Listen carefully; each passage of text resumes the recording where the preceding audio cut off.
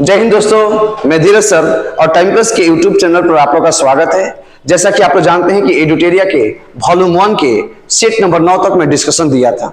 अब बारी है सेट नंबर 10 की, और सेट नंबर 10 की जितने भी क्वेश्चन हैं उसको मैं टाइप करवाकर मैं अपने टेलीग्राम चैनल पर डाल दिया हूं, टाइम प्लस के टेलीग्राम चैनल पर डाल दिया हूं दोस्त। और ये मेरा व्हाट्सएप नंबर है, अगर कोई डाउट होता है तो आप इस व्हाट्सएप पर व्हाट्सएप कर सकते हैं दोस्त।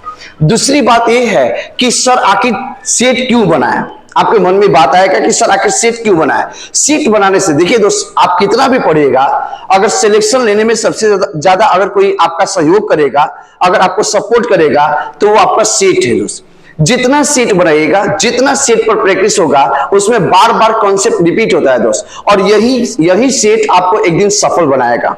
चाहे वो आप एग्जाम दीजिएगा सीजीएल का, चाहे वो आप एग्जाम दीजिएगा एसएससी का, या फिर बैंक का, या किसी भी एग्जाम को दीजिएगा, तो उसमें आपका ये सारे क्वेश्चन कहीं ना कहीं कभी ना कभी आएंगे। अब चलिए दोस्त, क्वेश्चन नंबर 1 से स्टार्ट करते हैं। सेट नंबर 10 का है, और आपको पता है कि बिहार सचिवालय का एग्जाम का डेट बहुत ही पास में आ गया है, बहुत करीब आ गया है। मैं अगला जो सेट होगा वो आपका प्लेटफॉर्म का लेके आऊंगा, और प्लेटफॉर्म के वॉल्यूम 1 का मैं सेट नंबर 1 से आपको फिर से प्रैक्टिस करवाऊंगा। आप लोग उसको अच्छे से प्रैक्टिस कीजिएगा।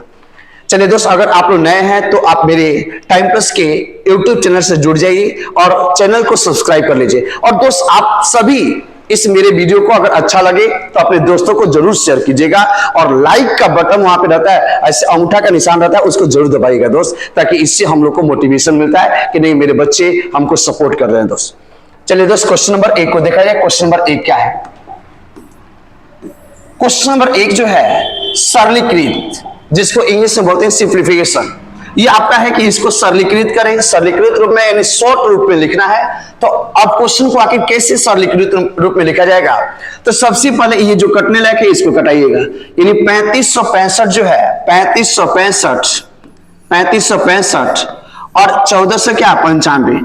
ध्यान से देखिएगा दोस्त, आपको हड़बड़ाना नहीं है। ऐसा नहीं कि मैं बहुत तेजी से क्वेश्चन को बनाकर और मैं आगे निकल जाऊं, आपको समझ में आ गया, नहीं दोस्त। आप क्वेश्चन के कॉन्सेप्ट को समझिए, एक क्वेश्चन बनाइए, उसमें जितने भी कॉन्सेप्ट है आप उसके कॉन्सेप्ट को जरूर समझिए। देखिए, इसके इकाई स्थान पे 5 है और इसके भी इकाई स्थान पे 5 है, तो आपके दिमाग में एक बात आना चाहिए कि सर ये पक्का 5 से कटेगा। तो सबसे पहले इसको 5 से कटा लीजिए। 5 से जब कटाइएगा तो 5 दूनी का 10, 4, 5 9 45 और 5 9 45 यानी 299। अब फिर इसको भी 5 से कटाइएगा तो 5 7 35, 5 1 5 और 5 3 15। अब नीचे बचा 299, ऊपर बचा 713। अब यहाँ पे आप कोशिश कीजिए कि ऐसा कोई और संख्या जिससे ये कटे, तो आपके दिमाग में एक बात आएगा कि सर आखिर इसका कटने का क्या लॉजिक होगा। तो अब आप लोग देखिए दोस्त, यहाँ पे देखिए 23 एकम 23, अगर 23 एकम 23 हाथ में बचेगा शेष कितना? 6 बचेगा, पीछे से उतरेगा 9, तो 23 तिया 69, 23 तिया कितना? 69, यानी 23 या 69 यानी 3 बार में जाएगा। 23 से कटेगा, 23 एकम 23, शेष बचेगा 6 और पीछे से उतरेगा 9, 6 और 9 कितना? 69, 23 से 69। यह भी आपको 23 से कटेगा, तब 23 से कटेगा तो 23 तिया 69, 3 बार में जाएगा तो 69, 3 बार में जाएगा तो 69, कितना बचेगा यहाँ पे? 2 और 2 और 3 कितना? 23, 23 एकम 23, एक बार में कटेगा, यानी कटने के बाद ये आपके आए 31/13। अब देखिए दोस्त, ये ऑप्शन में नहीं है तो इसका मतलब आपने गलत नहीं बनाया। ऐसी बात नहीं कि आपने गलत बना दिया, इसको आप डिवाइड करो, क्योंकि अंश का मान, न्यूमरेटर का मान डिनोमिनेटर से बड़ा है तो 13 से भागा जाएगा, और 13 से भागा जाएगा तो 13 दूनी का 26, शेष कितना बचेगा? 5। जो शेष बचते हैं वो ऊपर चले जाएंगे, और ये नीचे क्या होगा? 13 यानी 2.5/13। जो ऑप्शन में होगा वही आपका आंसर होगा। ऑप्शन नंबर ए आपका आंसर आया होगा दोस्तों। यहाँ पे सीखने वाली बात क्या थी कि अगर इकाई स्थान पर 5 है और यहाँ भी 5 है, अगर यहाँ 0 होता तो ये दोनों संख्या ऊपर और नीचे ये 5 से विभाज्य होगा। 5 की विभाज्यता की पहचान होती है कि जिसके इकाई स्थान पर 0 हो और 5 हो, वह संख्या हमेशा 5 से कटेगा। ये आपको याद रखना होगा। क्वेश्चन नंबर दूसरे की तरफ बढ़ते हैं। क्वेश्चन नंबर दूसरा क्या? क्वेश्चन नंबर दूसरा है कि दो संख्याओं 7 और 21 का तृतीय अनुपात क्या होगा। जब भी आपसे क्वेश्चन में तृतीय अनुपात पूछेगा दोस्त, दिमाग में बात बिठा लीजिएगा जो भी बोलने जा रहा हूं, क्योंकि अक्सर क्वेश्चन तृतीय अनुपात से पूछ देता है। तो जब भी आपसे तृतीय अनुपात के बारे में पूछेगा तो आप यहाँ पे ऐसे 4 गो लाइन खींचिएगा और इस सारे के बीच में आपको यहाँ पे अनुपात, यहाँ पे समानुपात। समानुपात का मतलब होता है इसमें 2 अनुपात एक साथ होगा, यानी समानुपात का मतलब होता है कि समान अनुपात में, और यहां पर आपके अनुपात। अब देखिए यहाँ पे 2 संख्या आपको 7 और 21 है, ध्यान से देखिए 2 संख्या 7 और 21 है और तृतीय अनुपात पूछेगा। तो जब भी 2 संख्या देकर और तृतीय अनुपात पूछेगा तो यहां पर तृतीय अनुपात आपको ये आपस में बराबर होगा। समझिए ध्यान से, ये दोनों आपस में बराबर होगा और तृतीय अनुपात में यहां पर आप इसको क्या मान लीजिएगा, x, यानी अब देखो यह एक पद, यह आपका मिडिल टर्म और ये आपका थर्ड टर्म हो जाएगा, तीसरा टर्म हो जाएगा। और यही मान पूछेगा जब 2 गो संख्या देगा और तृतीय अनुपात पूछेगा तो ये इसको आपको x मानना है। अब यहां पे रखिएगा 7। अब ये दोनों जगहों पर ऐसा मान रखिए, यहां पे देखिए तो 7 आपका रखा गया, अब बचा है 21, यहां पर 21 रखिएगा। अब ये घर बच जाएगा, खाली रह जाएगा, लेकिन आपको खाली कोई भी घर नहीं छोड़ना है। ये तो आपने मान लिया x, तो ये तो भर ही गया। तो यहाँ पे कभी भी अगर कोई संख्या रखाएगा तो ये आपस में बराबर होता है, तो ये 21 है तो यहां पर भी क्या होगा 21। यानी कहने का मतलब यहां से लॉजिक ये निकला कि जब भी 2 संख्या देकर और तृतीय अनुपात पूछेगा तो इस तृतीय अनुपात हमेशा ये लास्ट वाला टर्म होगा, और 2 संख्या है तो पहला वाला यहाँ पे 7 होगा, तो ये जो दूसरा संख्या है वो यहाँ पे दोनों जगहों पर समान समान होगा, और इसका इसके साथ गुना, इसका इसके साथ गुना, और इसको गुना करके आपस में बराबर कर देंगे। तो आप बताइए 7 गुने x इक्वल टू 21 गुने 21। अब देखिए दोस्त, यहां से 7 से कटेगा 17 का 21 और x का मान आएगा 21 तिया 63। ये गुना होगा आपस में 21 तिया 63, यानी तृतीय जो अनुपात होगा वो कितना होगा 63 होगा। ऑप्शन नंबर आपके आएंगे डी। यहाँ पे आपको सीखने वाली बात क्या थी कि जब भी तृतीय अनुपात का क्वेश्चन आएगा तो 2 संख्या देकर, तो यहाँ पे पहली संख्या और यहाँ दूसरी संख्या होगा, लेकिन यहाँ पे आप जो मानिएगा वो आपका x होगा। इसको ये फर्स्ट को लास्ट के साथ गुना करेंगे और सेकेंड को थर्ड के साथ गुना करेंगे और इसको आपस में बराबर करेंगे, आपका मान निकल जाएगा। दोस्तों क्वेश्चन नंबर तीसरी की तरफ बढ़ते हैं। क्वेश्चन नंबर तीसरा क्या है, क्वेश्चन नंबर 3।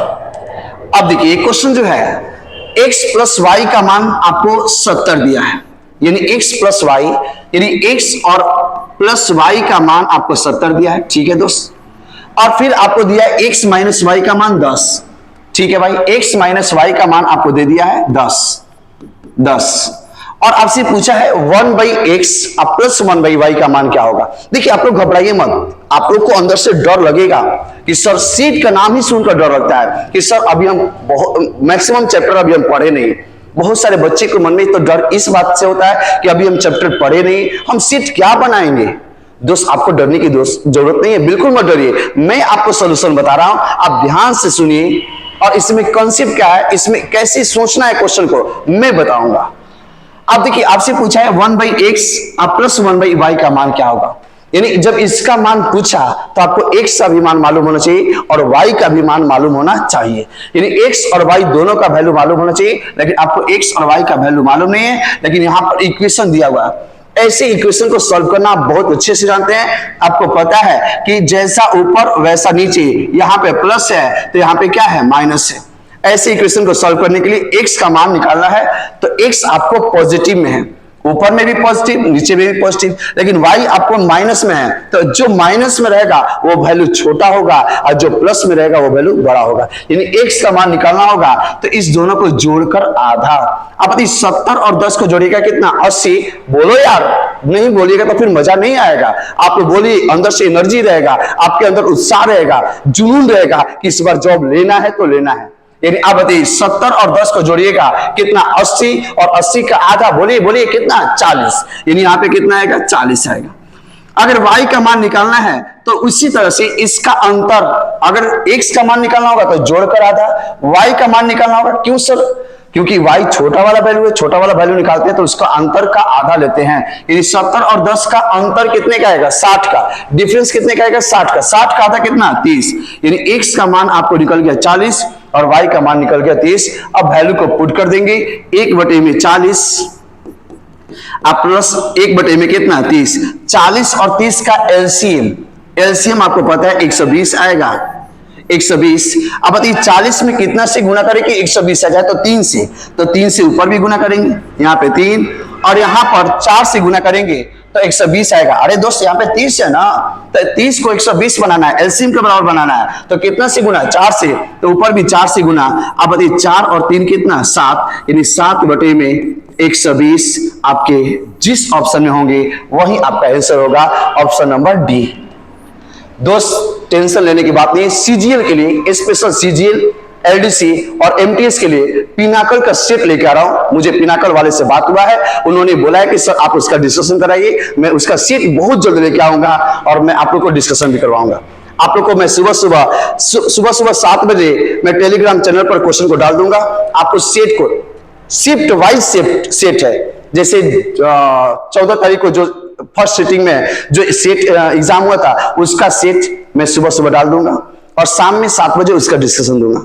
फिर अगले दिन अगला सेट डालूंगा, फिर उसका डिस्कशन दूंगा। इससे क्या होगा कि आप इतना सेट बना लीजिएगा कि आपका रिजल्ट होना तय है। पढ़े खूब हैं, अब उसको बारी है बांधने की कि आप जानते कितना हो और कैसे जानना है। आंसर आएगा 7/20, option number D. Question number 4 देखिएगा दोस्त। क्वेश्चन नंबर 4 क्या है और क्वेश्चन को अटेम्प्ट कैसे करेंगे, क्या सोचेंगे। सबसे बड़ी बात है कि लड़का सोचता है कि क्वेश्चन कैसे सोचे कि क्वेश्चन बन जाए। अब देखिए किसी भिन्न के अंश में, भिन्न को इंग्लिश में बोलते हैं फ्रैक्शन के अंश को बोलते हैं न्यूमरेटर, ऊपर वाले को बोलते हैं अंश और नीचे वाले को बोलते हैं हर। अंश में 4 जोड़ने पर, कितना जोड़ने पर दोस्त 4 जोड़ने पर 3/4 प्राप्त होता है। यानी अगर अंश में हम 4 जोड़े तो उसका मान 3/4 प्राप्त होगा। कितना प्राप्त होगा 3/4। अब देखिए जब भी ऐसा क्वेश्चन है आप कोशिश कीजिए कि इसको ऑप्शन से कीजिए। आप बताओ सबके एक बार चेक कर लीजिए कि आप बताओ इसके अंश में 5 में अगर आप 4 जोड़ोगे, ये 5/12 था, ऑप्शन नंबर ए। अगर इसमें 4 जोड़िएगा तो 5 और 4 कितना 9/12 और इसको कटाइएगा तो 3/4 आ रहा है दोस्त। यानी अगर आप अंश में 4 जोड़ते हो इस ऑप्शन नंबर ए में, अगर अंश ऑप्शन नंबर ए के अंश में अगर आप 4 जोड़ते हैं तो इसका मान आएगा 3/4 आ रहा है दोस्त। 4 जोड़ने पर 3/4 प्राप्त होना चाहिए और ये 5/12 था। जब 5 में मैंने 4 जोड़ा तो 9/12 और ये कटा 3/4। तथा हर में 3 जोड़ने पर 1/3। फिर से एक बार चेक कर लेते हैं कि इसके हर में 3 जोड़ने पर 1/3 आ रहा है कि नहीं आ रहा है। तो 5/12 इसमें इसके हर में 3 जोड़ेंगे तो 12 3 कितना 15, तो 5/15 और ये कटेगा 1 में कितना दोस्त 3 आ गया सर। यानी ऑप्शन नंबर ए आपका 100% सही होगा। अब आपके मन में एक बात आएगा, सर ये पहला ऑप्शन से नहीं आता तो क्या होता है। देखिए पहला ऑप्शन में अगर अंश में जोड़ते और ये 3/4 नहीं आता तो इसको काट देते, अगले ऑप्शन पे जाते, अगले ऑप्शन को चेक करते हैं, फिर उसमें भी नहीं आता तो सी में चेक करते हैं। अगर किस्मत फुटल होगा तब जाके ऑप्शन नंबर डी को चेक करेंगे। यानी ऑप्शन नंबर डी में आंसर होगा। तो लास्ट में आपको करना पड़ेगा दोस्त, ऑप्शन से बनाएंगे तो यही आपको थोड़ा सा दिक्कत होता है कि अगर पहला 3 ऑप्शन ना हो और चौथा ऑप्शन हो तो फिर थोड़ा सा दिक्कत होगा, समय थोड़ा सा लग जाता है लेकिन ज्यादा नहीं लगेगा। आपको तुरंत करना है, मन में करना है कि 5 में 3 जोड़ेंगे तो 8, 8/12, 3 में कितना 4, ये आपके आएंगे। तो ये ऑप्शन नंबर क्या जाएंगे ए। क्वेश्चन नंबर 5 देखिएगा दोस्त। क्वेश्चन नंबर 5 क्या है। क्वेश्चन नंबर 5 सबसे पहले क्वेश्चन को ध्यान से देखिए।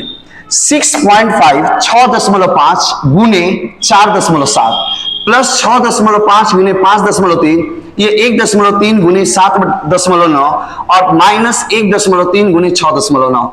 आप थोड़ा सा गौर किए होंगे, IQ जितना कॉन्सेंट्रेट होगा। अब ये ना कि इन्हें सेट देख रहे हैं और उन्हें दूसरा चक्कर में पड़ रहे हैं। अरे इसे मत करो यार, एकदम सेट बनाते समय आपका पूरा ध्यान आपके सेट पर होना चाहिए। अगर इधर सेट करोगे तो आपका लाइफ सेट हो जाएगा, इधर बेस्ट करोगे तो ओकरा सेटिंग में पढ़ोगे तो जिंदगी बर्बाद हो जाएगा दोस्त। आइए देखिएगा, अब इसमें देखिए, इसमें ऊपर वाले में कुछ कॉमन है कि नहीं है। देखिए क्या कॉमन है 6.5 और यहां भी 6.5 है, दोनों में से कॉमन होगा तो 6.5 को आप कॉमन निकालिए।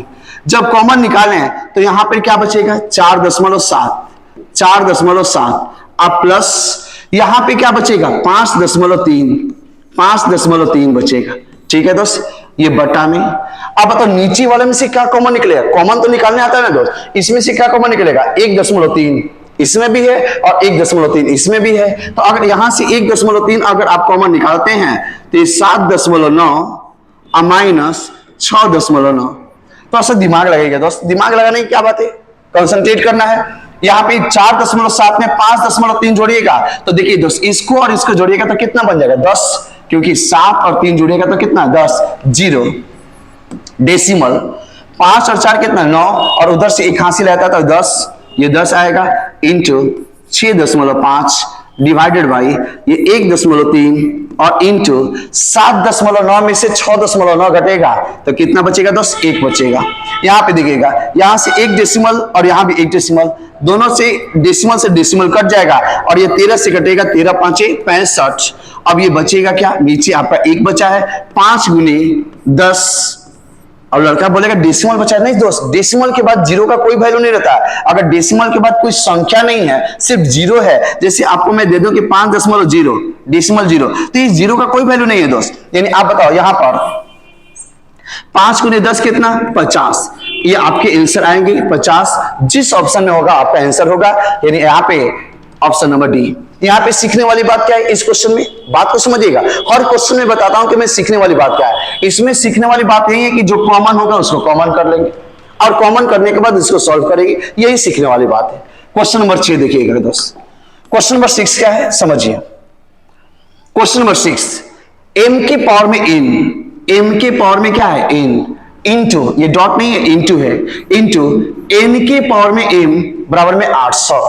तो m बाई n का मान निकाले, m बाई n का मान आपको निकालना है। सबसे पहली बात है यहां पे समझना, m के पावर में n इंटू n, यहां पे पावर में n है और यहां पे बेस में, यहां पे बेस m है, बेस का मतलब क्या, आधार, आधार आपका m है और पावर आपका क्या है n है। लेकिन यहां पर बेस आपका n है, बेस आधार आपका n है और पावर आपके क्या है m है, इक्वल टू आपको 800। 800 को लिखने का तरीका आप बताइएगा, 800 को लिखने का तरीका 8 गुने 100। तो 8 गुने 100, 8 को लिखने का तरीका 2 के पावर में 3, 100 को लिखने का तरीका 25 गुने 4, 25 गुने 4 या 4 गुने 25। तो 4 को लिखने का तरीका 2 के टर्म में 2 का स्क्वायर और 25 को लिखने का तरीका 5 का स्क्वायर। दोस्त आप बताइए अगले स्टेप में लिखिएगा m के पावर में n इंटू n के पावर में m इक्वल टू, अब देखो यहाँ पे बेस समान हो, बेस समान हो, मैंने आपको बताया था और ये चीज आपको आना चाहिए कि अगर बेस समान हो, a के पावर में m इंटू a के पावर में n, अगर बेस समान हो और उसके बीच में गुना का संबंध हो तो पावर आपस में जुड़ जाते हैं, तो इसका होगा a के पावर में m प्लस n। ये चीज आपको आना चाहिए। यानी यहाँ पे देखो बेस समान है तो पावर आपस में जुड़ जाएंगे और 2 के पावर में कितना 5 और इंटू 5 के पावर में कितना 2। अब दोस्त देखिएगा यहां पर देखो बेस कितना है 2 है, पावर कितना है 5 है, लेकिन यहाँ पे बेस कितना है 5 और पावर कितना 2, यानी यहां से m का मान कितना 2 और n का मान कितना 5। आपसे पूछा है m बाई n पूछा है, तो यहां पर आप बताइए, यहां पर m बाई n पूछा है, यहां पे थोड़ा सा वो गलती किया है। गलती क्या किया है मैं बता रहा हूं कि अगर यहां पे लड़का 5 को पहले लिखता तो m का मान 5 देता। अरे दोस्त अगर इसको ऐसे लिखते हैं, अगर इसको ऐसे लिखते हैं कि 5 के पावर में 2 और इंटू 2 के पावर में कितना 5, तो m का मान कितना बोलेगा 5 और n का मान कितना बोलेगा 2। तो यहां से m का मान कितना आएगा 5 बटे में 2। जो ऑप्शन होगा वो आपका सही होगा। तो 5 में 2 से भागा देंगे नहीं जाएगा, 5 में 2 से भागा देंगे पूरा पूरा नहीं कटेगा, 2 बार में जाएगा, तो 2 दूनी क्या 4, शेष कितना बचेगा 1 और यहाँ पे ऊपर में 1 और नीचे क्या 2, ये 2 पूर्णांक 1 बटे 2। आपका ऑप्शन नंबर क्या जाएगा ए, ऑप्शन नंबर ए जाएगा दोस्त।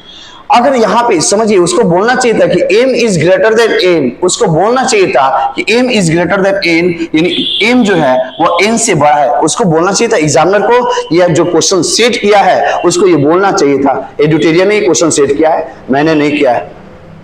क्वेश्चन नंबर 7 देखिएगा दोस्त। क्वेश्चन नंबर 7, अरे m बड़ा होगा तभी तो m का मान 5 होगा और n का मान कितना होगा 2 और आंसर जाएगा। क्वेश्चन नंबर 7 देखिएगा दोस्त। क्वेश्चन नंबर 7 क्या है ध्यान से देखिए। क्वेश्चन नंबर 7 है दो संख्याओं का लघुत्तम समापवर्तक। ध्यान से समझिए दोस्त, क्वेश्चन को पहले पढ़िए, हिम्मत डालिए क्वेश्चन को पढ़ने का।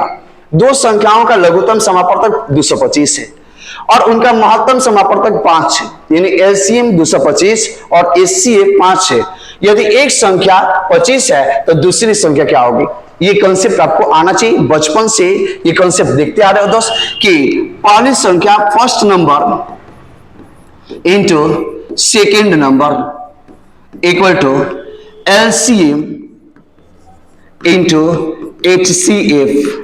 ये आपको आना चाहिए दोस्त। मैं कभी भी आपसे पूछ सकता हूं, ये चीज आना चाहिए कि पहली संख्या गुने दूसरी संख्या बराबर में एलसीएम इंटू एचसीएफ। अब बताओ पहली संख्या इसमें कितना है, पहली संख्या का मतलब एक संख्या का मान कितना है 25 से। आज से दूसरी संख्या पूछा है आपने, मान लिया कितना x बराबर में। अब बताओ एलसीएम कितना दिया है 225 दिया है दोस्त, तो 225 और इंटू एचसीएफ कितना दिया है 5। अब बताइए यहां से कुछ कटने लायक है, हाँ कटने लायक है, 5 से कटेगा 5 एकम 5 और ये 5 5 25, ये 5 से कटेगा 5 चौका 20 और 5 5 25, यानी दूसरी संख्या जिसको आपने x माना था उसका मान कितना आएगा 45। आप लोग x का नाम सुनकर घबराना मत दोस्त, ये दूसरी संख्या x जो है वो आपका दूसरी संख्या है, x वो नहीं है जो आपके मन में चल रहा है। यानी ऑप्शन नंबर क्या जाएंगे, ऑप्शन नंबर सी जाएंगे। क्वेश्चन नंबर नेक्स्ट की तरफ आते हैं। ये चीज आपको याद होना चाहिए, ये चीज याद रहेगा तभी जाके क्वेश्चन बन पाएगा। क्वेश्चन नंबर 8 देखिएगा, 8 नंबर क्वेश्चन क्या है। वाह, क्वेश्चन आपके लॉग के आ गए और मैंने लॉग का कंसेप्ट आप लोग को बताया था। आप लोग को पहले लॉग का कंसेप्ट बता देता हूं। मैं एक ऐसा करूंगा कि एक क्लास पूरा लॉग का 0 टू हाई लेवल जितने भी बेसिक कंसेप्ट हैं, जितने भी हाई कंसेप्ट है, टोटल का मैं वीडियो बनाकर अपलोड कर दूंगा। आप उस लॉग वाले पूरे वीडियो को अच्छे से देखिएगा। एक वीडियो में आप पूरे लॉग के मास्टर बन जाइएगा दोस्त। अब देखिए दोस्त, यहाँ पे लॉग का बेसिक कंसेप्ट क्या है जिसको यूज करके आप इस क्वेश्चन को बना सकते हैं। अगर लॉग, इसको मत देखिए आप, यहां पे देखो, लॉग a के पावर में m इक्वल टू अगर y है तो इसको सॉल्व करने के लिए कुछ नहीं, ये बराबर के उधर जो y है वो a के पावर में चला जाएगा। a के पावर में y इक्वल टू ये जो इसका पावर है वो बराबर के उधर चला जाएगा, क्या m। ये चीज आपको आना चाहिए। फिर से ध्यान से देखिए दोस्त, लॉग a के पावर में m है इक्वल टू क्या y, तो ये y जो है वो a के पावर में चला जाएगा, तो a के पावर में y इक्वल टू क्या m। इस क्वेश्चन को देखिएगा, क्वेश्चन अब बन जाएगा आपसे। अब देखिए यहाँ पे log a के पावर में √3 इक्वल टू a/6, तो आप बताओ यहाँ पर a के पावर में कितना जाएगा 1/6। अरे जो बराबर के उधर है वो a के पावर में चला गया और जो √3 है वो बराबर के उधर चला जाएगा, तो √3 को लिखने का तरीका 3 के पावर में कितना 1/2। अब समझिएगा, यहां भी समझने वाला एक बात है। अब देखो यहाँ पर 20 आपका a है, यहाँ पर 20 आपका 3 है, यहाँ पे पावर आपका 1/6 है और यहाँ पे पावर आपका 1/2 है। तो क्या कीजिएगा, ऐसे क्वेश्चन को बनाने के लिए सबसे पहले ये 6 का और ये 2 का आप एलसीएम लीजिएगा। 6 और 2 का एलसीएम कितना होगा दोस्त, 6 होगा। यानी 6 और 2 का एलसीएम 6 होगा, तो इसमें भी उस एलसीएम से और इसमें भी आप उस एलसीएम से गुना कीजिएगा। तो गुना कीजिएगा तो ये 6 से 6 कटेगा, यह a इक्वल टू आपको आएगा, ये भी कटेगा, ये 3 के पावर में 3। और आप बताइए a का मान 3 के पावर में 3 का वैल्यू कितना आएगा 27 आएगा। ऑप्शन नंबर आपके सी। दोस्त थोड़ा सा लाइक कीजिए यार, इतना मतलब लोग देखते हैं वीडियो और लाइक बहुत कम लोग करते हैं। क्या मैं पसंद नहीं हूं, मैं पसंद मतलब क्या मैं पढ़ा जो रहा हूं पसंद नहीं है। अगर पसंद है तो प्लीज लाइक कीजिए और अच्छा कमेंट्स कीजिए ताकि मुझे भी एनर्जी मिले। अब क्वेश्चन नंबर 9 को देखिएगा दोस्त। क्वेश्चन नंबर 9 क्या, क्वेश्चन नंबर 9, अरे वाह, ये क्वेश्चन आपके एलजेब्रा के है। देखिए आप लड़का बोलेगा सर बिहार सचिवालय में एलजेब्रा कहां से आएगा, ये तो सिलेबस में ही नहीं दिया है। देखिए एग्जाम का कोई माई बाप नहीं है दोस्त, आप हर एक चीज को पढ़िए, हर एक चीज का प्रैक्टिस कीजिए, कहीं ना कहीं किसी न किसी एग्जाम में आएगा और हो सकता है कि इसी एग्जाम में आ जाए।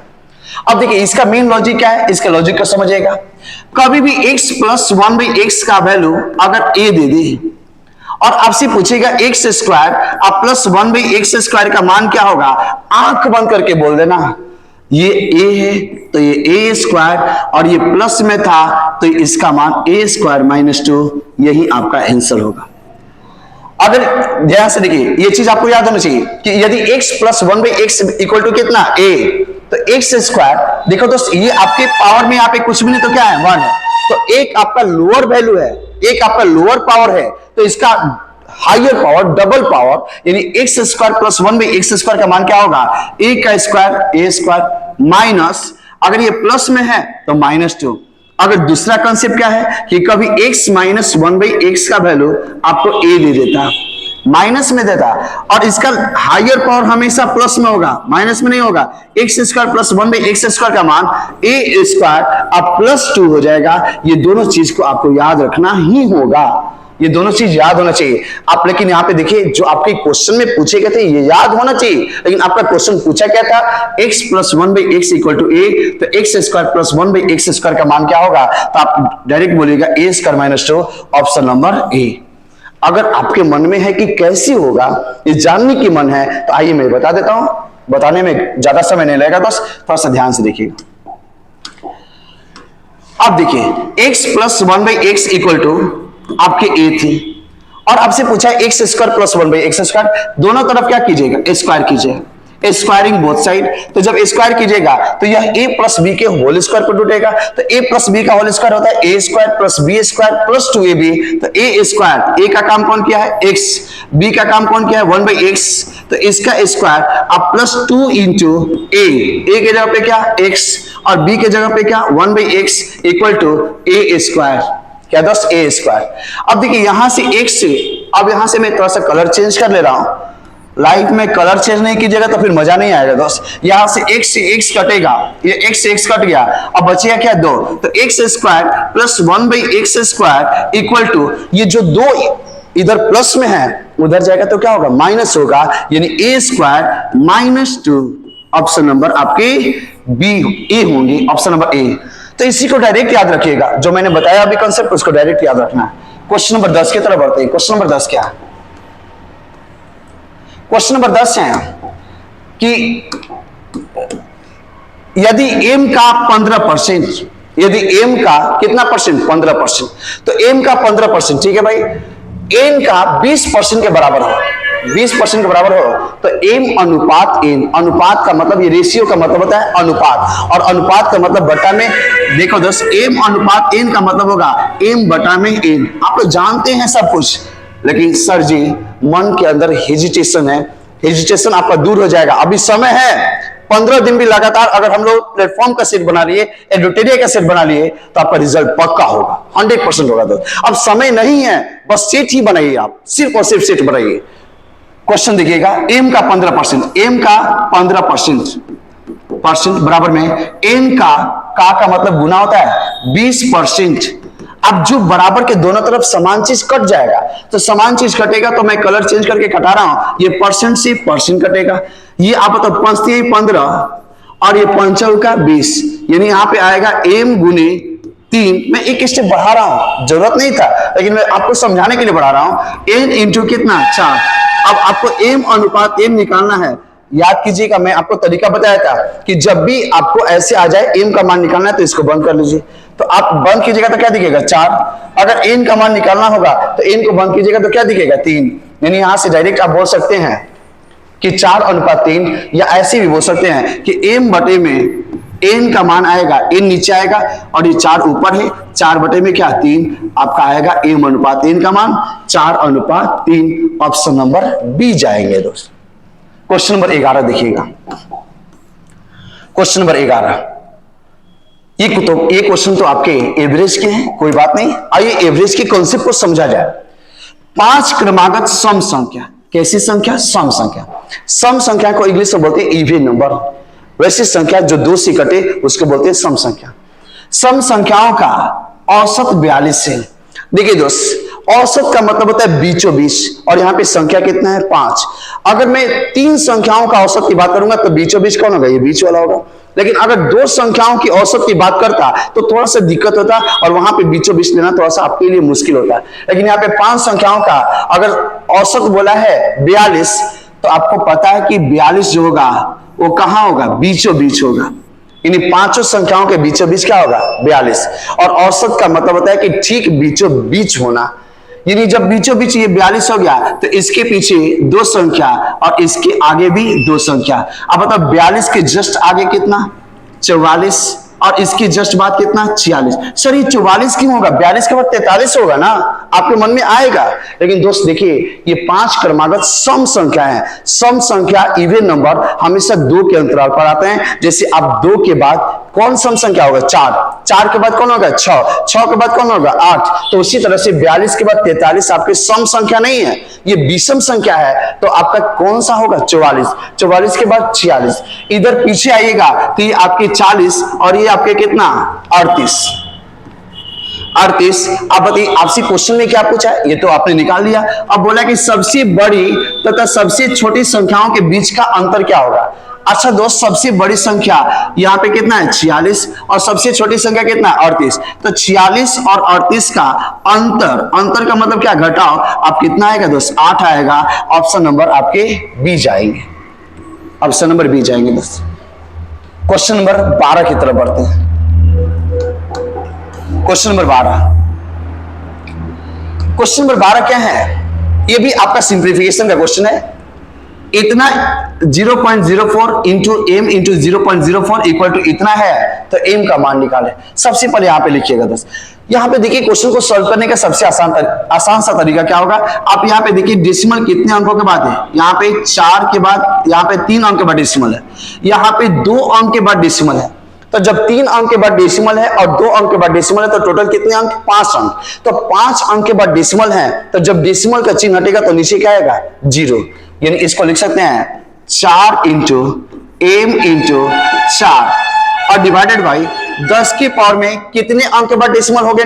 टोटल 5। तो 10 की पावर में कितना? 5 इक्वल टू आपका ये 16।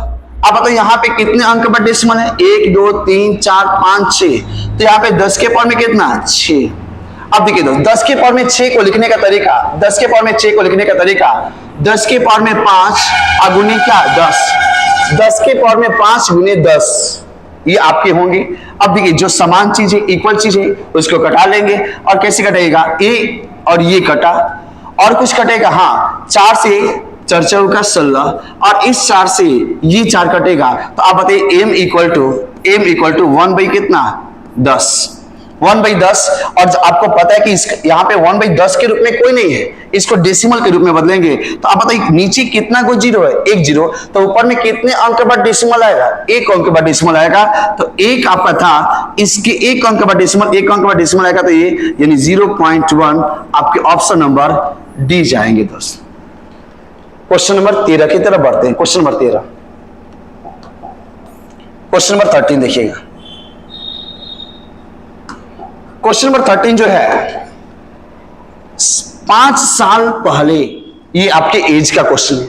5 साल पहले विनय की उम्र विकास की उम्र का 1/3 भाग है, यानी 2 लोग हैं। एक आपका विनय जी हैं और एक आपके विकास जी। क्वेश्चन में बोला कि 5 साल पहले, मैं 5 साल पहले पूरा न लिखकर मैं यहाँ पे 5 ईयर लिख दे रहा हूं। इसका मतलब कि माइनस का मतलब होगा कि 5 साल पहले जो विनय की उम्र है वो विकास की उम्र का 1/3 है। विकास की उम्र का 1/3 है। अगर विकास की उम्र 3 है तो विनय की उम्र कितना है? 1 है। अरे 3 का 1/3, 1/3 भाग होने का मतलब कि आप देखिएगा दोस्त, आपको मैंने बताया था जब आप ऐसे क्वेश्चन में कंफ्यूज होइए तो क्वेश्चन को कैसे अटेम्प्ट कीजिएगा कि 5 साल पहले विनय की उम्र विकास के उम्र का 1/3 के जस्ट पहले किसका नाम आया? विकास का। तो जिसका नाम आया है उसको हमेशा फ्रैक्शन में नीचे रखेंगे। तो विकास का उम्र 3 है तो विनय का उम्र कितना? 1 है। आगे बढ़ते हैं। विनय अभी का मतलब क्या? वर्तमान में 17 साल है। तो विनय अभी अगर वर्तमान में 17 साल है, ध्यान से लिखिएगा 17 साल है, तो आपसे पूछा है विकास की उम्र क्या है? विकास का अभी का ही उम्र पूछा है, यानी ये नहीं बोला कि कब का। तो जब कब का नहीं बोला तो अभी का बताना है। तो विनय का अभी का 17 साल दिया है, अभी का 17 साल दिया है और विकास का पूछा है। लेकिन आप बताइए ये जो विनय का जो अनुपात में वैल्यू है, जो विनय का अनुपात में वैल्यू है विनय और विकास का, वह 1:3 कितने साल पहले का है? 5 साल पहले। तो 5 साल पहले विनय को ले जाइए, क्योंकि ये जो अनुपात में जो वैल्यू दिया रहता है, कहा जाता है कि एज का, ध्यान से सुनिएगा दोस्त, एज का मीन हीरो रेशियो होता है, और रेशियो जिस समय का देगा उसी समय पर उसकी एज को लेके जाएंगे। ये 5 साल पहले का एज, 5 साल पहले का अनुपात दिया है, तो बीने के भी उम्र को 5 साल पहले लेके जाइएगा। आप बताइए 5 साल पहले जाइएगा बीने जी, तो आप बताइए कितना साल हो जाएगा? 12 साल। यानी 5 साल पहले बीने कितने साल का होगा? 12 साल का। लेकिन 5 साल पहले बीने कितने यूनिट का था? 1 यूनिट। तो 1 यूनिट का मान यहां पे कितना है? 12 साल। तो बताइए 1 यूनिट का मान 12 साल, तो 3 यूनिट का वैल्यू बढ़ती है 36 साल। तो 36 साल आप बताइए कब? 36 साल विकास जी का उम्र हो रहा था कितना साल पहले? 5 साल पहले। अभी का पूछा है, तो अभी का पूछा है तो कितना जोड़ देंगे? 5 जोड़ देंगे, तो 36 और 5 कितना? 41 वर्ष। आपके ऑप्शन नंबर सी जाएंगे। देखिए जब भी एज का क्वेश्चन बनाइए तो एज का कॉन्सेप्ट बोलता है कि जिस समय का रेशियो देगा, अगर 5 साल पहले का रेशियो दिया है तो उस एज को 5 साल पहले ले जाइए, जिसका भी एज दिया है। जैसे बीने का उम्र दिया है वर्तमान का 17, तो 5 साल पहले बीने का एज कितना? 12, और 5 साल पहले बीने का एज का अनुपात कितना है? 1:3। तो बीने आपके 12 साल के थे, तो विकास जी कितने साल के? 36 साल के। मेरे घर में भी एक विकास जी हैं, तो इसीलिए विकास जी बोल रहा हूं, क्योंकि मेरे घर के दामाद हैं, यानी मेरे घर के मेहमान हैं, मेरी सिस्टर के हस्बैंड है। यानी 36 साल, यानी 36 में 5 जोड़िएगा तो 41 साल हो जाएंगे। यानी आप बताइए इस विकास जी का उम्र कितना साल? 41 साल। आगे बढ़ते हैं दोस्त, क्वेश्चन नंबर 14। क्वेश्चन नंबर 14 देखिएगा। क्वेश्चन नंबर 14 क्या है? अब देखिए एक किसी कार्य का 2/5 भाग, ये टाइम एंड वर्क का क्वेश्चन है। एक किसी कार्य का 2/5 भाग, किसी भी कार्य का 2/5 भाग 12 दिनों में करता है। तो मन में कर लेना है, ऐसी क्वेश्चन को सॉल्व करना है तो मन में। ये जो है किसी कार्य का 2/5 भाग अब बताओ कितने दिनों में? 12 दिनों में। तो 2 से कटेगा, 2 छके 12, तो एक भाग को कितने दिनों में? मन में कर लीजिएगा, 5 छका क्या? 30। ठीक है भाई। उसी तरह से बी इसी कार्य का 3/4 भाग, तो बी के बारे में बोला है 3/4 भाग, तो 3/4 भाग आप बताइए 3/4 भाग कितने समय में? 3/4 भाग, एक मिनट थोड़ा सा देख लेता हूं कैमरा ऑन है कि नहीं है। चलिए दोस्त कैमरा ऑन है, लाइट कटा था तो मुझे लगा कि कैमरा कहीं ऑफ तो नहीं हो गया। आइए दोस्त देखिएगा 3/4 भाग कितने दिनों में? 15 दिनों में। तो यहां से 3 से घटेगा, 3 5 से 15, और ये एक भाग आप बताइए 4 5 से कितना? 20। 4 5 से 20, यानी 20 दिनों में। यानी ए जो है एक भाग को 30 दिन में, और बी जो है एक भाग को कितने दिनों में? 20 दिनों में करता है। तो सबसे पहले आप ऐसे कर लीजिए, यह ए है और ये कौन है? बी है। ये आपके 30 दिन में और ये आपके 20 दिन में। इसका एलसीएम कितना होगा दोस्त? इसका एलसीएम आप बोलिएगा 60 होगा। इसका एलसीएम 60 होगा। तो ए की क्षमता कितना? 2, बी की क्षमता कितना? 3। अब क्वेश्चन में क्या बोला है? तो दोनों मिलकर मिलाकर नहीं, मिलकर इस कार्य को कितने दिनों में समाप्त करेंगे? दोनों जब मिलेंगे तो इस कार्य को कितने दिनों में समाप्त करेंगे? समय पूछा है कौन? दोनों को मिलकर। तो बताइए दोनों मिलकर जब कार्य को पूरा करेंगे तो समय जब भी पूछेगा तो टोटल वर्क बटे में दोनों की क्षमता से भाग देंगे। टोटल वर्क कितना? टोटल कार्य कितना? 60, और इस दोनों की क्षमताओं का योग कितना? 2 और 3 कितना? 5, यानी 5। इससे जब भागा दीजिएगा तो ये 12 दिन आएंगे, और ऑप्शन नंबर आपके जाएंगे ऑप्शन नंबर सी। क्वेश्चन को बना सकते थे दोस्त। क्वेश्चन नंबर 15 की तरफ बढ़ते हैं। क्वेश्चन नंबर 15 क्या है? क्वेश्चन नंबर 15 है 2 रेलगाड़ियों की चाल 6:7 है। दोस्त बिल्कुल मत घबराइएगा टाइम स्पीड एंड डिस्टेंस से। जब भी आपको चाल दूरी से क्वेश्चन आए तो आपको घबराना नहीं, एकदम आसान क्वेश्चन होते हैं दोस्त। 2 रेलगाड़ियों की चाल 6:7 है। अनुपात में यदि दूसरी रेलगाड़ी 4 घंटे में 364 किलोमीटर चले तो पहली रेलगाड़ी की चाल क्या होगा? देखिए आपको जानबूझ के कंफ्यूज किया है। अगर 2 रेलगाड़ी का मैं नाम ले लूं ए और बी, इसके चाल का जो अनुपात है वो 6 अनुपात कितना है? 7। पहले की चाल 6, दूसरी की चाल 7 है। अब आपको बोला कि दूसरी रेलगाड़ी 4 घंटे में 364 किलोमीटर जाता है। आप बताइए दोस्त 4 घंटे में 364 किलोमीटर जाता है तो उसका कुछ ना कुछ स्पीड होगा। तो स्पीड बराबर में चाल बराबर में दूरी बटे में समय, यानी स्पीड बराबर में होता है दूसरी गाड़ी की चाल आप निकालिएगा तो स्पीड बराबर चाल बराबर में दूरी बटे में समय। दूरी कितना? 364। और समय कितना दोस्त, आपको समय है 4 घंटा, तो 4 से जब भागा दीजिएगा तो 4 9 36, 4 एकम 4, 91 किलोमीटर पर आवर। अब बताइए किसका चाल है, दूसरी का, लेकिन आप बताइए दूसरी का चाल यहाँ पे कितना यूनिट, 7 यूनिट दोस्त।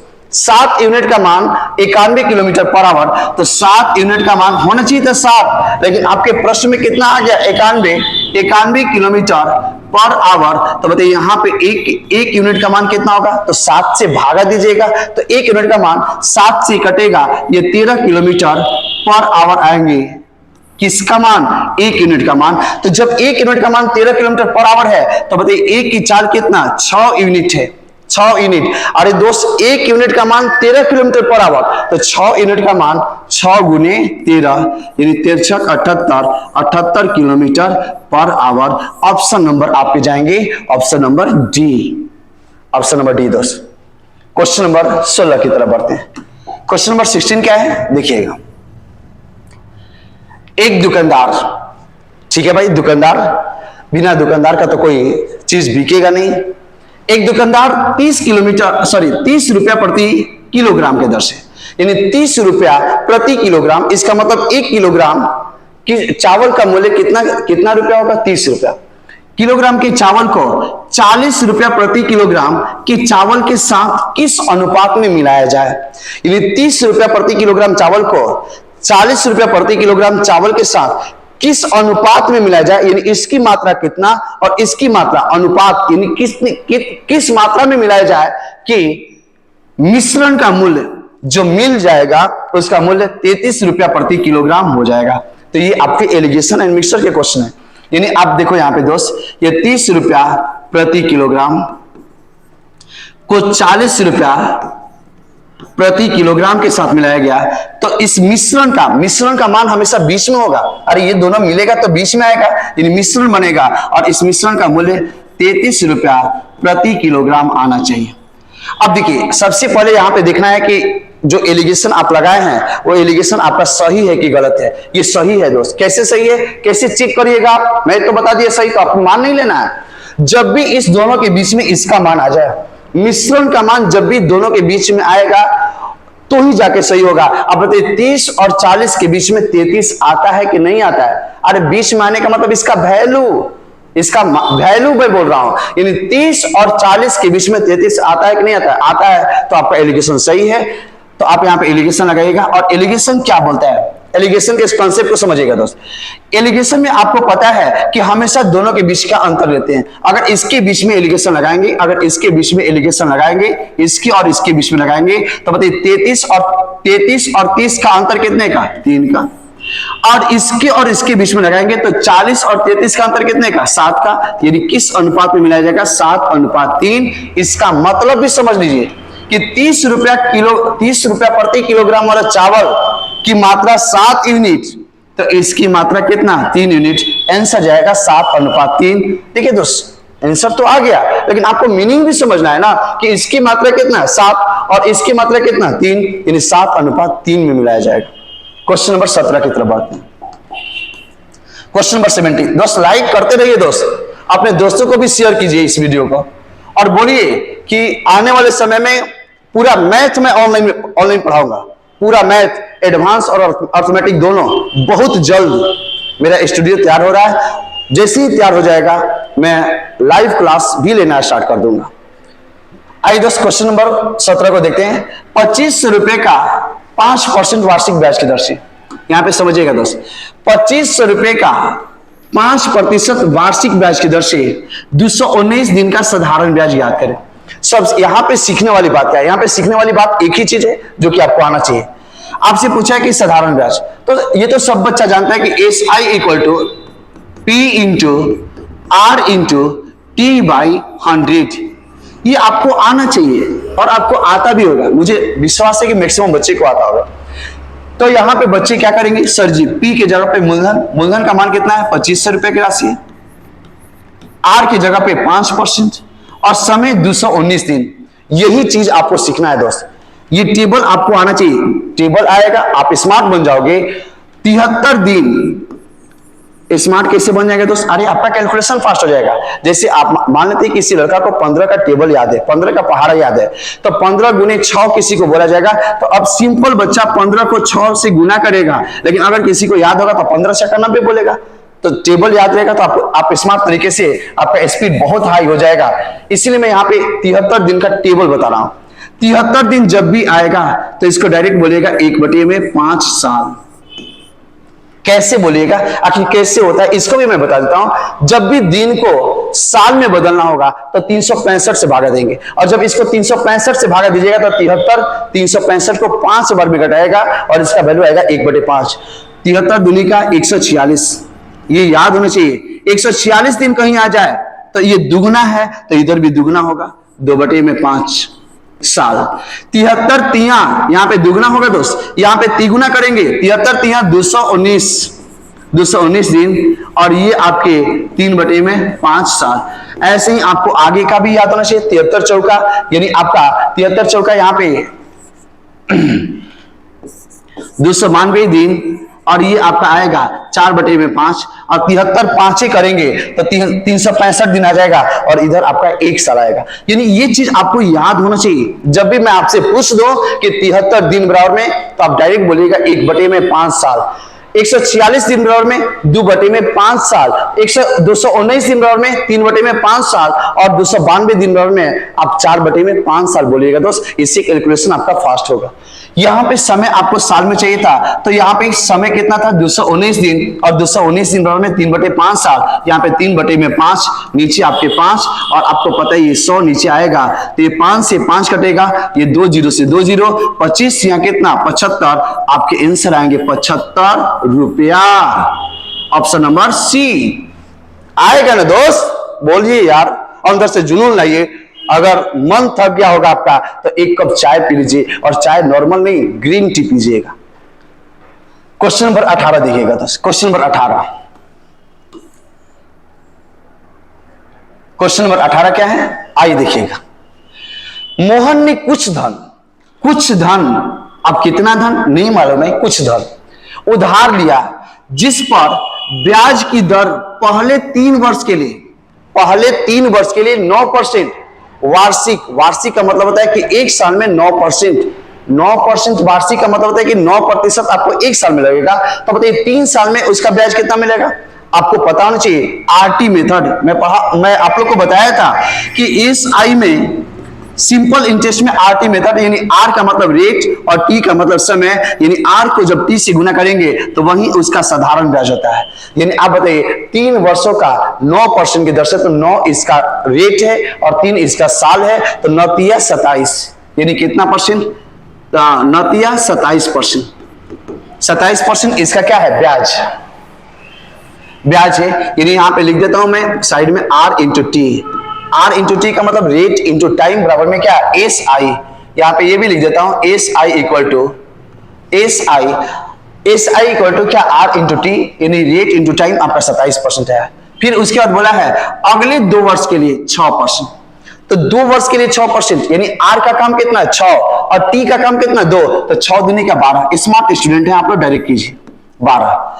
इसके बाद 14% वार्षिक थी। कितना परसेंट? 14%। इसके बाद 14% वार्षिक थी, और कुल 9 वर्ष के बाद उसने कुल साधारण ब्याज के रूप में इतने रुपए दिया। अच्छा एक बात बताइए कि आपको पहले 3 साल 9%, फिर 2 साल 6%, तो 3 और 2 कितना? 5 साल। अब आपको टोटल 9 वर्ष के लिए दिया था, तो 5 साल तो निकल गए, कितने बच गए? 4 साल। ये 4 साल के लिए कितने परसेंट वार्षिक? 14%। तो 4 साल 14%, यानी आर का काम 14% और टी का काम, समय का काम कितना? 4 साल, तो 14 चौके 56%। ये आपको 4 साल के लिए, ये आपको 2 साल के लिए, ये आपको 3 साल के लिए, तो 3 2 5 4 9 साल में टोटल ब्याज कितना मिला? सिंपल इंटरेस्ट कितना मिला? इसको जोड़िएगा तो 7 2 9 9 6 15 के 5, ये 2 1 3 5 3 8 1 9, 95% का ब्याज मिला।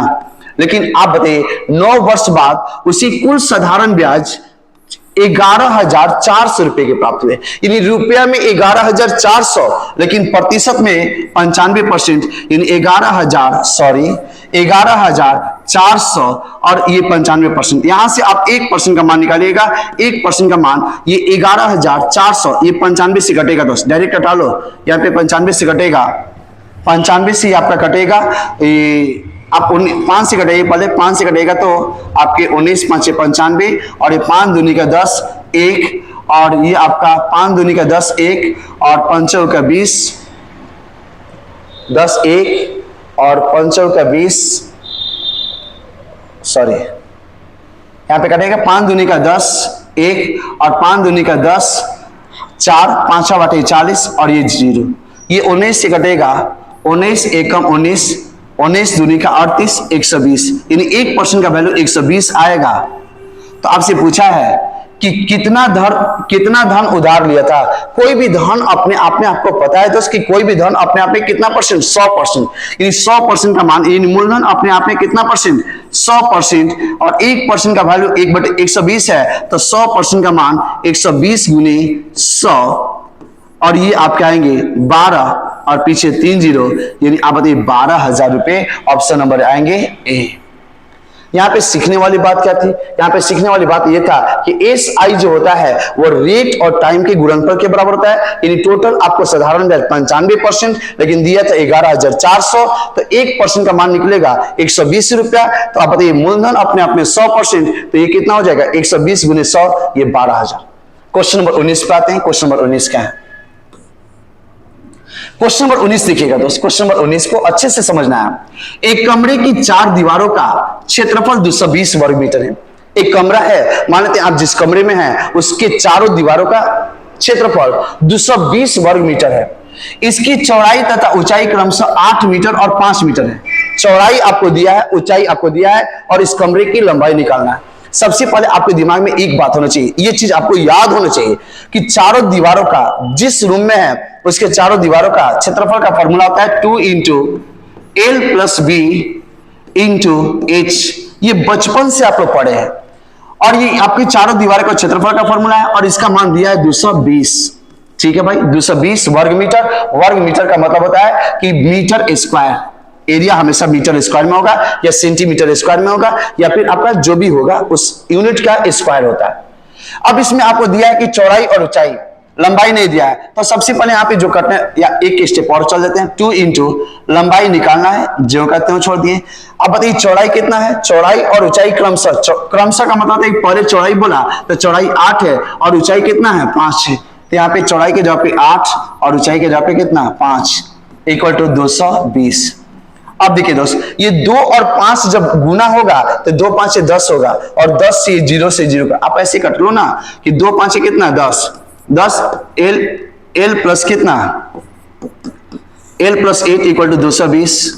ये 0 से 0 कटा, यानी L बराबर में ये 8 उधर जाएगा माइनस होगा, तो 22 - 8 यानी L का वैल्यू आएगा 14, यानी 14 आपके मीटर। ऑप्शन नंबर जाएंगे बी। आपको इस क्वेश्चन में याद रखने वाली बात क्या थी? इस क्वेश्चन में बस याद रखने वाली बात आपको यही वाला था, सॉरी ये वाला था कि आपको चारों दीवारों का क्षेत्रफल का फॉर्मूला 2 × L + B × H और इसका वैल्यू दिया था, मैंने इक्वल कर दिया। और इसको तो मैं जानबूझकर 2-3 स्टेप खींचा, आप चाहते तो यहीं पे कटा लेते, 2 5 से 10 और 10 से 0 से 0 कटेगा। L बराबर में आएगा, ये +8 है तो उधर जाएगा तो माइनस होगा और ये 14 आएंगे। Question number 20। क्वेश्चन नंबर 20 क्या है दोस्त? आइए देखिएगा। एक वृत्त की परिधि उसके व्यास से, एक वृत्त की जो परिधि है उसके व्यास, परिधि को इंग्लिश में बोलते हैं सरकमफेरेंस, उसके व्यास से 16.8 सेंटीमीटर अधिक है, यानी परिधि अधिक है और व्यास क्या है कम है, तो इसका जो अंतर होगा वो 16.8 होगा। अगर मैं बोलूंगा कि मेरी ऐसे बोल दूंगा कि राम की आय श्याम की आय से 4 रुपया अधिक है, तो यानी इसका मतलब कि राम और श्याम के बीच के आय का जो अंतर होगा वो कितने का होगा? 4 का होगा, यानी अधिक या कम वही होगा जो उसके बीच का अंतर होगा। यानी वृत्त की परिधि का फॉर्मूला होगा 2πr और उसका व्यास हमेशा त्रिज्या का दुगना होता है, यानी 2r। इसका अंतर 16.8 आएगा सेंटीमीटर। तो r का मान पूछा है, यहां से कॉमन निकालेंगे 2r, ये पाई का मान 22/7 -1, यहां से r कॉमन, 2r कॉमन निकल जाएगा दोस्त, तो 2r कॉमन निकलेगा तो क्या बचेगा 1, इक्वल टू 16.8। ये 2 से घटेगा, 2 8 16 और 2 चौका 8 डेसिमल है, तो ये आपके आएंगे r इंटू ये 7 आपका माइनस होगा, 22 में से 7 माइनस होगा तो आपके आएंगे 15, अब बटे में क्या 7, इक्वल टू आपको 8.4 को आप नीचे 10 लिख सकते हैं। तो अब यहां से r का मान निकालना है तो 7 जाएगा ऊपर, 84 गुने 7 अब बटे में 15 गुने 10। अब पहले इसको कटाइए, 3 5 15 और 3 दूनी का 6, 3 8 24। ये अब ये कटेगा नहीं तो इसको गुना कर लीजिए, गुना कीजिएगा तो 7 8 56, 56 की 6 हाथ में लगा, 5 7 दूनी का 14, 14 5 19 और डिवाइडेड बाई 5 गुने 10। ये 10 से तो डेसिमल बैठा सकते हैं, इसको भी रहने दीजिए, 5 से भागा दीजिएगा, तो 5 से भागा दीजिएगा तो 5 3 15, 5 3 15 4, ये 5 9 45 और 5 दूनी का 10। ये आप बताइए, ये आपके आएंगे 39.2, अब बटे में क्या 10। ये आप बताइए, यहाँ पे 10 है, यहाँ पे 10 एक 0 है, एक डेसिमल और आगे जाएगा तो 3.92 आपके सेंटीमीटर, यही आंसर होंगे। ये कैलकुलेशन है दोस्त, आप कर सकते हो, सिंपल सा कैलकुलेशन है। ऑप्शन नंबर ए जाएंगे। क्वेश्चन नंबर 21 की तरफ बढ़ते हैं। क्वेश्चन नंबर 21 क्या है, यहाँ पर दिमाग कुछ एक्स्ट्रा नहीं लगाना है, बस व्यास को लिख सकते हैं 2r और परिधि को 2πr, यही चीज जानना है। अगर मैं कभी पूछ दूं कि वृत्त की परिधि का फॉर्मूला क्या होता है तो 2πr, और वृत्त की व्यास क्या होगा तो उसको d भी बोल सकते हैं और d को 2r भी बोल दीजिएगा। क्वेश्चन नंबर आपके 21, क्वेश्चन नंबर 21 क्या है, एक बेलनाकार टंकी की धारिता को वॉल्यूम बोलते हैं 1848 मीटर तथा उसका व्यास 14 मीटर है। यह मीटर नहीं होना चाहिए, मीटर क्यूब होना चाहिए, गलती से दिया हुआ है, मीटर क्यूब होना चाहिए दोस्त। और उसका व्यास आपको 14 मीटर है, तो टंकी की गहराई निकाले। तो बेलनाकार बर्तन, इसका आयतन का फॉर्मूला होता है पाई r स्क्वायर एच। बेलनाकार बर्तन के आयतन का फॉर्मूला आपको पाई r स्क्वायर एच आपकी जुबान पर होना चाहिए। अब इसकी आयतन दिया हुआ 1848 इक्वल टू पाई का वैल्यू 22/7 और r स्क्वायर। अच्छा बताइए रेडियस, क्योंकि व्यास आपको 14 मीटर है तो इसका त्रिज्या कितना होगा, 14 का आधा कितना 7, यानी 7 × 7। और ऊंचाई निकालना है, ऊंचाई गहराई जो होगा बेलन का गहराई उसकी ऊंचाई के बराबर होगा, तो इसको मान लिया मैंने क्या h। अब यहां से देखिए 7 से 7 कटा, अब यहां से कुछ और कटेगा। आप बताइए यहां से 11 से कटा सकते थे, 11 से कटेगा, 11 एकम 2 से घटाओ पहले, 11 दूनी का 22, ये 2 9 18, 2 दूनी का 4, 2 चौका 8। अब इसके बाद आपका यहाँ पे 11 से घटेगा, 11 8 88 और 11 चौक 44, अरे 88 तो ये आपका 8 बार में जाएगा, तो 11 8 88 कितना शेष बचेगा 4, और 4 और 4 कितना 44, 11 चौक 44। फिर आपका ये 7 से कटेगा, 12 7 44, यानी आप बताओ ये 12 इक्वल टू कितना h, यानी h का मान आया 12 मीटर। आपके आंसर होंगे 12 मीटर, ऑप्शन नंबर सी। इसमें याद रखने वाला बात यही है बस कि इसके आयतन का फॉर्मूला आता है पाई r स्क्वायर एच, और यहाँ पे मीटर नहीं मीटर क्यूब होगा, क्योंकि आयतन जो होता है, धारिता जो होता है वो हमेशा मीटर क्यूब में होता है उसका। टाइपिंग मिस्टेक है दोस्त। क्वेश्चन नंबर 22 देखिएगा, क्वेश्चन नंबर 22। अब इस क्वेश्चन को थोड़ा सा ध्यान से समझना दोस्त। क्वेश्चन नंबर 22 क्या है कि यदि दो गोलों के अर्धव्यास का मतलब होता है कि रेडियस, अर्धव्यास व्यास का आधा और व्यास के आधा को बोलते हैं रेडियस, क्रमशः 3:2 है। तो इसकी रेडियस का अनुपात आपको दिया है R1:R2 दिया हुआ है, कितना 3:2। किसका, दो गोलों का। तो गोला ये है, ये गोला है, और इसको बोलेगी गोला, नहीं तो ऐसे रहता तो सर्कल होता। इसके जो अर्धव्यास है यानी रेडियस जो है वो 3:2 है, बोला है उनके आयतन का अनुपात। तो देखिए जब भी आपको रेडियस का अनुपात देकर और आयतन का अनुपात पूछेगा तो आपके दिमाग में एक बात होना चाहिए कि सर गोले का आयतन होता है 4/3 पाई r³। ये तो कांस्टेंट टर्म है। अब बताओ क्या चेंज होगा, r, और r जो होगा वो r³ हो जाएगा, यानी जो उसका आयतन होगा यानी वॉल्यूम का जो अनुपात होगा यानी V1 R1 से रेडियस 1 से V1 बनेगा, वॉल्यूम 1 बनेगा, और रेडियस 2 से वॉल्यूम 2 बनेगा। यानी जब भी रेडियस देकर, गोले का रेडियस देकर और आयतन का अनुपात पूछेगा, कुछ नहीं करेंगे, R का क्यूब करेंगे, 3 का क्यूब कितना 27 और 2 का क्यूब कितना 8, यानी 27:8। ऑप्शन नंबर आपके बी जाएंगे, ऑप्शन नंबर बी जाएंगे दोस्तों। यानी यहाँ पे सीखने वाली बात था कि 4/3 पाई ये तो आपके कांस्टेंट टर्म है, मतलब मुझे r से है, तो अगर r इसके रेडियस का अनुपात 3:2 है तो इसके रेडियस के क्यूब का अनुपात वही वॉल्यूम का अनुपात होगा, ये 27:8 होगा। क्वेश्चन नंबर 23, क्वेश्चन नंबर 23 क्या है? क्वेश्चन नंबर 23 में देखिए आपको दिया हुआ है आज मंगलवार है। आज कौन सा दिन है? मंगलवार। तो आज से 62 दिन बाद, 62 डे बाद, यानी आफ्टर कौन सा दिन होगा? एक बात समझिएगा कि हर एक 7 दिन पर, ये लॉजिक को समझिएगा, हर एक 7 दिन पर सेम डे आपको आता है। जैसे अगर आज मंगलवार है तो अगला 7 दिन, मतलब 7वां दिन, जो 7वां दिन होगा वो कौन सा दिन आएगा? मंगलवार आएगा। अगर आज बुधवार होता तो 7वां दिन कौन सा आता? तो मंगलवार, सॉरी बुधवार ही आता। यानी कहने का मतलब कि 7 के मल्टीपल में चलेंगे तो सेम डे आएगा। अगर 14 दिन बाद क्या होगा? तो मंगलवार ही आएगा, अगर आज मंगलवार है तो ऐसे क्वेश्चन को कैसे बनाएंगे? तो क्वेश्चन को बनाना बहुत आसान होता है। कितना दिन बाद बोला है? 62 दिन। कुछ नहीं करेंगे दोस्त, इस 62 दिन में 7 से भागा दीजिएगा, 7 से भागा दीजिएगा। रिमाइंडर थ्योरम आता है, आप मैथ के स्टूडेंट है तो 7 से भागा दीजिएगा, तो 7 9 63 और 7 56, 8 बार में 56 और 9 बार में 63। तो आप यहां से रिमाइंडर निकालिएगा दोस्त। रिमाइंडर का मतलब क्या? शेष। ध्यान से देखना दोस्त, रिमाइंडर निकालिएगा तो आपके रिमाइंडर 2 तरह के रिमाइंडर आएंगे, एक पॉजिटिव और एक आपके निगेटिव। तो पॉजिटिव रिमाइंडर क्या आता? आपके अगर 7 का पहाड़ा 8 बार में पढ़ते, 8 बार में ले जाते तो 7 बटे 56, तो रिमाइंडर कितना बचता? 6, तो +6 बचता।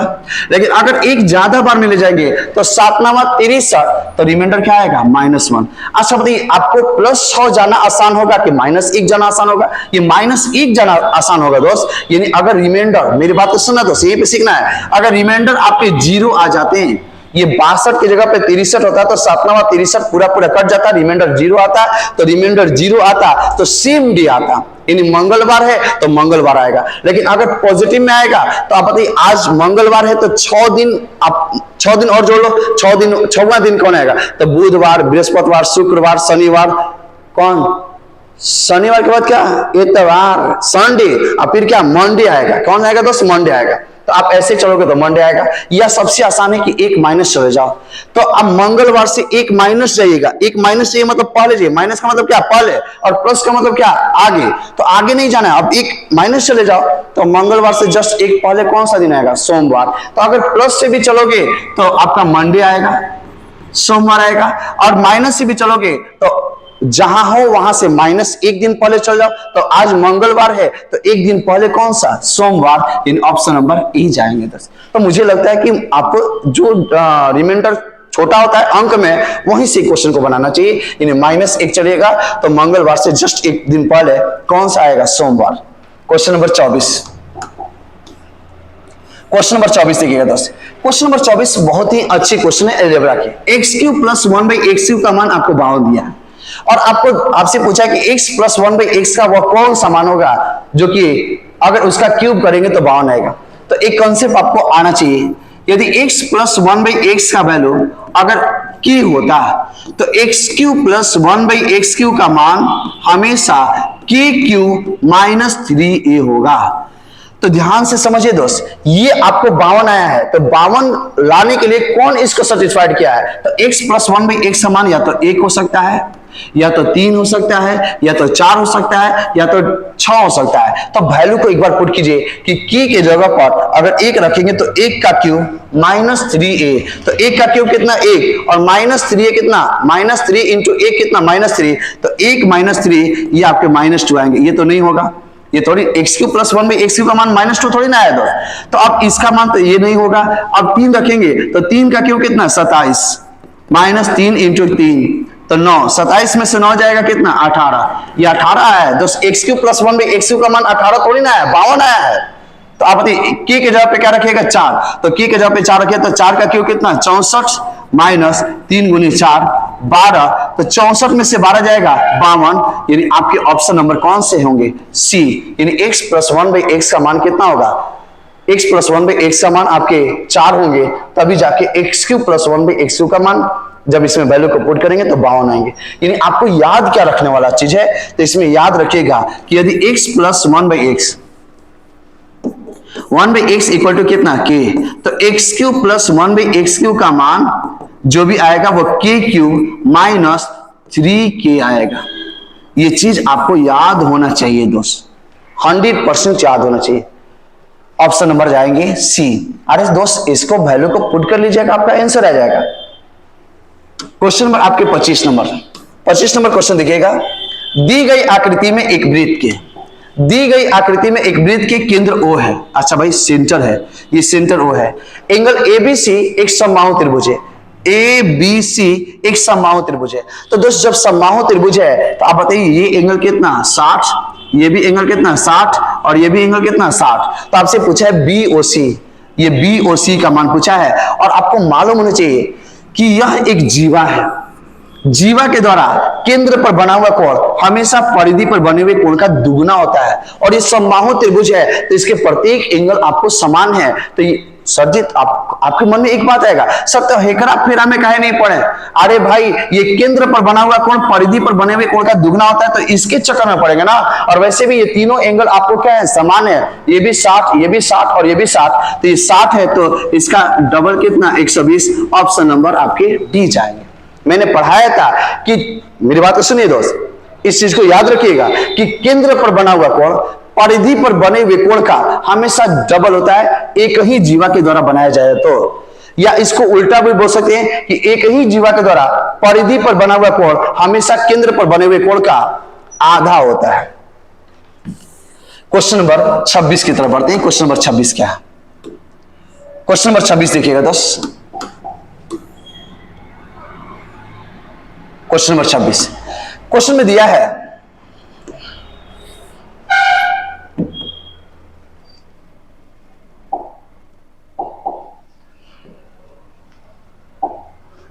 चलिए कोई बात नहीं, अभी जिसको रहने देते हैं। अब देखिए दिए गए वृत्त का केंद्र O है। केंद्र से 10 सेंटीमीटर दूरी पर एक बिंदु, यहां से 10 सेंटीमीटर की दूरी पर क्या है? एक बिंदु P है लिया गया। इस बिंदु से वृत्त पर स्पर्श PT रेखा, ये आपको स्पर्श रेखा है जिसको आप लोग बोलते हैं टेंजेंट लाइन, यानी स्पर्श रेखा है। PT खींची गई। यदि PT बराबर में 8 सेंटीमीटर, इसकी लंबाई 8 सेंटीमीटर है तो वृत्त की त्रिज्या इसकी लंबाई निकालना है। दोस्त आप एक कॉन्सेप्ट को समझिएगा, जब ये स्पर्श रेखा है तो यहां पर ये एंगल हमेशा 90 बनेगा और 90 के सामने वाले को कर्ण बोलते हैं। अगर इसको बोलेंगे कर्ण, ये आपके कर्ण है और कर्ण का मान कितना है 10, और 10 और 8 जैसे देखे आप इसका रेशियो ले लीजिए, इसका रेशियो लीजिएगा तो ये 2 5 10 और 2 4 8, आपको पता चल गया। ध्यान से देखिए दोस्त, ये समकोण त्रिभुज है और समकोण त्रिभुज में जब 4 और 5 दिख गया तो आप बताओ एक साइड क्या होगा? 3। ये 3 होता, लेकिन ये 3 तब होता जब ये 5 होता और ये 4 होता। ये 5 का दुगना है, ये 4 का दुगना है तो ये 3 का दुगना होगा। अब बताइए 3 का दुगना कितना? बोलो तो 6। इसकी लंबाई कितना? 6, यानी आपको इसकी त्रिज्या आपको आएगा कितना? 6 सेंटीमीटर। यहाँ पे आपको ट्रिपलेट आना चाहिए। ट्रिपलेट क्या है मैं लिख देता हूं, 3 4 5, 5 12 13, 7 24 25, 8 15 17, 9 40 41, ये आपके ट्रिपलेट है। और बहुत सारा होता है, लेकिन ये बेसिक ट्रिपलेट है, ये याद होना चाहिए। इसमें जो सबसे बड़ी भुजा होता है वो हमेशा कर्ण का काम करेगा। इसमें से 2 भुजा दे देगा, एक 5 और 4 दे देगा तो तीसरी भुजा समकोण त्रिभुज का 100% 3 होगा। अगर मान लेते हैं 13 और 5 दे दिया तो क्या होगा? 12। अगर 25 और 7 दे दिया तो क्या होगा? 24। 17 और 15 दे दिया तो क्या होगा? तीसरी 8। इसका रेशियो लीजिएगा और रेशियो भी उसी अनुपात में होता है। तो यहाँ पे 10 और 8 का जब रेशियो लिए तो ये 2 से कटा, 2 चौका 8, 2 5 10, ये 4 और ये 5। तो आपके दिमाग में बात आया कि 4 और 5 के साथ क्या होता है? 3। तो यहाँ पे 3 होना चाहिए था, लेकिन ये 3 तब होता जब ये 5 होता, लेकिन 5 का डबल है, 4 का डबल है तो 3 नहीं, 3 का डबल कितना? 6। आपके ऑप्शन नंबर जाएंगे बी। क्वेश्चन नंबर 27 पे बढ़ते हैं। क्वेश्चन नंबर 27 क्या? क्वेश्चन नंबर 27 देखिएगा। tan x equal to sine 45 into cos 45 और प्लस साइन 30, और आपसे एक समान पूछा है, तो tan x equal to sine 45 का मान आपको याद है, याद होना चाहिए, जब भी मैं पूछूं तो आपको बताना होगा। इन साइन 45 का मान 1/√2। यार एग्जाम देने जा रहे हो, नौकरी करने के लिए 1/√2, कॉस 45 का मान भी 1/√2, और साइन 30 का मान आपको याद होना चाहिए 1/2 होता है, 1/2 यानी tan x इक्वल टू 1/√2 √2 और √2 गुना होगा तो 2 आएगा, यानी 1 में कितना 2, आप प्लस 1 में कितना 2, और जब इसको सॉल्व करेंगे तो ये 1/2 का मतलब क्या, आधा, और ये भी क्या है, आधा, और आधा आधा जब जुड़ेगा तो क्या बनेगा 1, tan x का मान आपको कितना 1 आएगा, और ये किसके बराबर होगा, tan 45 डिग्री। और ये बताइए, ये tan से tan कटेगा, वैसे कटता नहीं, इनवर्स लेना होता है, लेकिन यहाँ पे काट दिया जाता है, कंपटीशन में आदमी बोल देता है कि ये tan से tan कटेगा, लेकिन इनवर्स लेना चाहिए, लेकिन कोई बात नहीं, इससे गलती नहीं होगा दोस्त। x का मान आपका आएगा 45 डिग्री, ऑप्शन नंबर आपके आएंगे बी। क्वेश्चन नंबर 28 की तरफ बढ़ते हैं। क्वेश्चन नंबर 28 क्या है, क्वेश्चन नंबर 28, थोड़ा सा इस क्वेश्चन को गौर से देखिएगा। ये रूट जो है ऊपर भी है और नीचे भी है, ये भी रूट आपको ऊपर भी है नीचे भी है, और इसके बीच में प्लस है। इसका मतलब जब भी, ध्यान से देखिए दोस्त, जब भी रूट x बटे में रूट y हो, इसका मतलब कि इसको लिखने का तरीका रूट x बटे में रूट y भी होता है। ये चीज तो आप लोग जानते होंगे। अब देखिए दोस्त, इस क्वेश्चन को कैसे बनाया जाएगा। यहां पर √1 plus cos theta, √1 minus cos theta, यहां पे √1 माइनस कॉस थीटा, और यहां पे √1 प्लस कॉस थीटा। अब देखिए दोस्त, इसका और इसका एलसीएम लीजिएगा तो ये दोनों समान नहीं, तो इसीलिए आपस में गुना होगा। तो इसको कैसे लिखिएगा, √1 माइनस कॉस थीटा और इंटू 1 प्लस कॉस थीटा। बनाने का बहुत सारा तरीका है, ट्रिपलेट मान लो, 3 4 5 मान लो, और इसमें वैल्यू को पुट करो, जो मान आएगा फिर इस वैल्यू को पुट करना, आंसर आएगा। लेकिन ये क्वेश्चन आपके आसान क्वेश्चन है, मतलब ऐसे क्वेश्चन को आप सिंपलीफाई कर सकते हो, तो आप डायरेक्ट बनाओ ना भाई। अब देखिए, इसको अगर इसमें गुना करेंगे तो दोनों रूट में है और एक ही जैसा है, तो आप बताइए √x और इंटू √x होगा, तो बताइए यहां से दोनों जब एक ही जैसा हो और दोनों के ऊपर में रूट हो तो ये रूट हट जाएगा और डायरेक्ट लिखाएगा कितना x। तो वैसे ही अब देखिए दोस्त, अगर इसका एलसीएम लिए तो ये इससे गुना होगा इसमें, तो ये अब देखो दोस्त, मैं यहां पे समझा रहा हूं 1 प्लस कॉस थीटा और इंटू √1 प्लस क्या कॉस थीटा, दोनों एक जैसा है, तो एक जैसा है तो यहां पे गुना होगा तो स्क्वायर रूट हट जाएगा, तो डायरेक्ट लिखेंगे 1 प्लस कॉस थीटा। अब बच्चे नहीं, आप लोग डायरेक्ट लिखिए, तो यहां से रूट हट जाएगा तो 1 प्लस कॉस थीटा, और ये आपका √1 minus cos theta, √1 minus cos theta जब गुना होगा तो यहां से भी रूट हटेगा तो 1 माइनस कॉस थीटा। अब बताइए दोस्त, कॉस से कॉस कटेगा, ऊपर में क्या बचेगा 2, नीचे जब दो चीज आपस में गुना में हो और दोनों में रूट है तो एक ही साथ रूट में लिख देंगे, और ये 1 minus cos theta a minus B और into a plus B, a square minus B square, तो a के जगह पे 1 का square 1 minus cos square theta, और 1 माइनस कॉस स्क्वायर थीटा का वैल्यू होता है साइन स्क्वायर थीटा। यानी यहां पे ये आपका आएगा √1 माइनस कॉस स्क्वायर थीटा का वैल्यू साइन स्क्वायर थीटा, यानी साइन स्क्वायर थीटा, और यहां पे किसी भी स्क्वायर का जब वर्गमूल लीजिएगा तो वहां से स्क्वायर हट जाएगा, तो 2 बटे में साइन थीटा, और साइन थीटा जब ऊपर जाता है तो ये कॉसेक, यानी साइन जब ऊपर जाएगा तो कॉसेक में चेंज हो जाता है, तो 2 into cosec theta. Option number आपके डी। इसमें समझने वाला बात, जानने वाला बात क्या था, आपको ये चीज आना चाहिए। 1 माइनस साइन स्क्वायर थीटा का वैल्यू कोई पूछेगा तो डायरेक्ट बोलना कॉस स्क्वायर थीटा, अगर 1 माइनस कॉस स्क्वायर थीटा का वैल्यू कोई पूछेगा तो आप डायरेक्ट बोलेगा साइन स्क्वायर थीटा। सर एक जानबूझ के आप याद करने के लिए दे देते हैं, कुछ बच्चे यही बोलेंगे दोस्त, घबराना नहीं है दोस्त, आज का याद किया हुआ चीज एग्जामिनेशन में आपको खुशी देगा। चलिए दोस्त, अब आपको ये पूरे क्वेश्चन का डिस्कशन मैंने किया।